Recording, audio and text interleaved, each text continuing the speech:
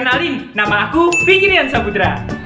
Hai, aku Cantik Hasduatu. Dan kami dari SMA Negeri 1 Karanganyar. Pada kesempatan kali ini, kami akan mempresentasikan naskah IPSA kami yang berjudul Benarkah jumlah unyeng-unyeng mempengaruhi karakteristik seseorang? Sebelumnya, aku ingin kasih dua hal unik tentang unyeng-unyeng. Yang pertama, katanya orang yang punya unyeng-unyeng satu itu pola pikirnya out of the box dan cenderung mempunyai karakteristik yang lebih pendiam. Nah, siapa nih yang unyeng-unyengnya satu? Hal yang kedua, kabarnya jumlah unyeng-unyeng 2 dimiliki oleh orang-orang yang nakal. Siapa ya yang di sini suka nakal? Maka dari itu, yuk kita bahas. Masuk ke bagian latar belakang. Yang melatar belakangi kami membuat penelitian ini dikarenakan di masyarakat ada stigma yang mengatakan bahwa jumlah unyeng-unyeng berjumlah 2 memiliki sifat dan karakter nakal. Akan tetapi ini belum terbukti secara ilmiah. Maka dari itu kami tertarik untuk meneliti tentang unyeng-unyeng. Lanjut ke metode penelitian. Kami menggunakan metode campuran atau mixed method yang mana mengkombinasikan antara penelitian kualitatif dan penelitian kuantitatif.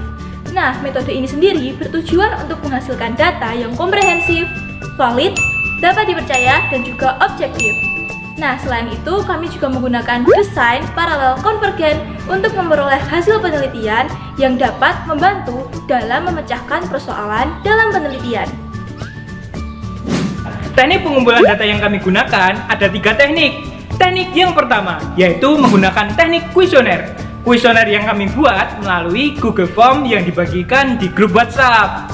Teknik yang kedua dengan wawancara mendalam. Kami melakukan wawancara mendalam untuk mengetahui kondisi dan relevansi pembahasan terkait unyeng-unyeng.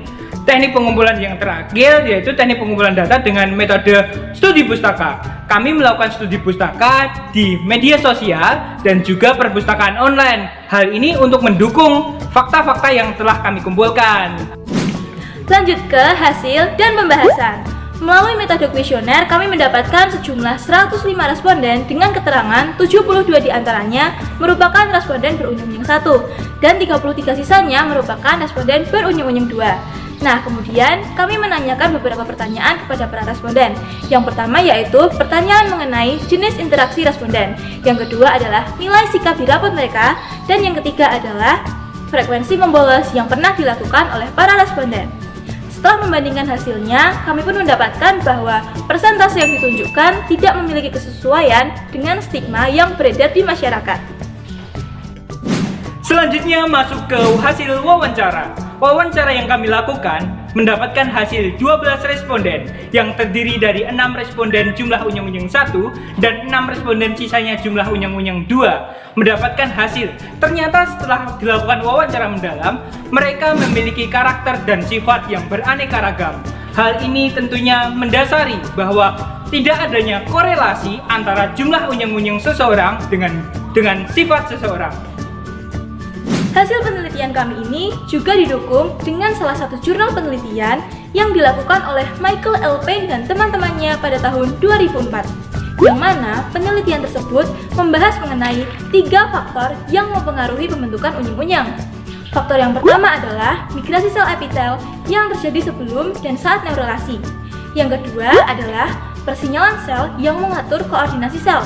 Dan yang ketiga merupakan ekspresi genetik. Setelah ditelaah lebih lanjut, ketiga faktor ini tidak memiliki keterkaitan dengan pembentukan karakter seseorang. Jadi, ketiga faktor tersebut hanya membentuk unyeng-unyeng yang merupakan bentuk real dari ekspresi genetik seseorang tanpa berpengaruh secara biologis kepada karakteristiknya. Jadi, kesimpulannya, anggapan yang mengatakan bahwa unyeng-unyeng dapat mempengaruhi karakteristik seseorang ternyata terbukti sebagai mitos belaka. Maka dari itu, teman-teman tidak boleh langsung percaya ya terhadap anggapan ini. Nah, kita juga harus lebih selektif dan juga kritis dalam menyaring informasi yang beredar di masyarakat. Cuci tangan sampai bersih. Cukup sekian dan terima kasih. Dadah.